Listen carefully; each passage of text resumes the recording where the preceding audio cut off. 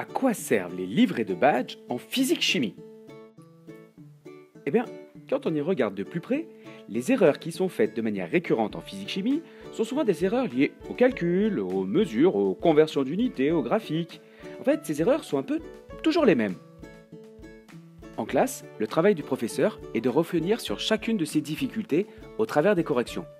Tout le problème est d'intervenir au bon moment pour chaque élève sur des petites difficultés ciblées et clairement identifiées. En somme, il faut faire un travail de différenciation pédagogique, alors que la plupart du temps, les corrections se font en classe entière. C'est pour répondre à ce besoin de différenciation qu'il est possible d'utiliser des livrets de badges. Bon, ok, comment ça marche? Eh bien d'abord, pour qu'un élève puisse remédier lui-même à ses difficultés, il doit d'abord pouvoir les identifier. Ça, c'est le rôle des balises. Lors d'une séance d'exercice, d'un devoir ou d'une tâche complexe, l'enseignant peut identifier la nature des erreurs commises grâce à une symbolique bien précise qu'on va appeler balise. Par exemple, EL pour les expressions littérales, hashtag calque pour les erreurs de calcul, hashtag unique pour les conversions d'unités, bref, à vous d'en inventer. L'objectif est de renvoyer à l'élève des feedbacks sur la nature des erreurs qu'il commet de manière récurrente, mais aussi sur les micro-compétences qu'il a acquises. Et pour cela, on peut utiliser un petit tableau de suivi. Grâce à cet outil, chaque élève peut identifier ce qu'il sait faire et quels sont les points sur lesquels il doit progresser.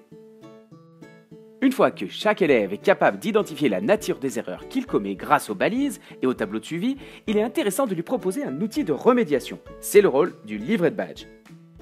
C'est un petit livret qui recense une série d'exercices d'entraînement dont le niveau est progressif. Chaque exercice est classé par badge et permet de travailler de manière progressive sur une micro-compétence clairement identifiée grâce aux balises.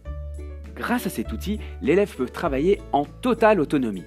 Et pour l'accompagner dans son travail de réappropriation des règles de base, une petite série de capsules méthodologiques est fournie à la fin du livret. Malin, non?